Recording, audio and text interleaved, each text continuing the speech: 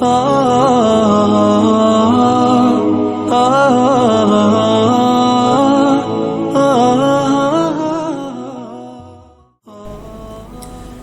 الله الرحمن الرحيم. صلاة القيام أثابكم الله.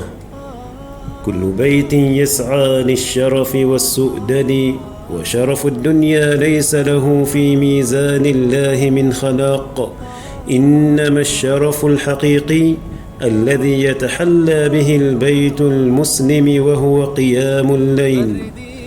واعلم أن شرف المؤمن قيامه بالليل.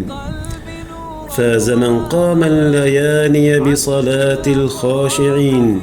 فأسعد ببيت يقوم أهله ليلا ويقصدون بيتا من بيوت الله، يقيمون ليله ويحيونه بالذكر والثناء والخشية والبكاء، فهم المتهجدون الراكعون الساجدون، وفي ليلهم تذرف العيون، ويصلون ويتصدقون، فما أجل تلك الليلة. والرب ينزل في كل ليلة من عليائه ينادي: من يدعني فأستجب له، من يسألني فأعطيه، من يستغفرني فأغفر له.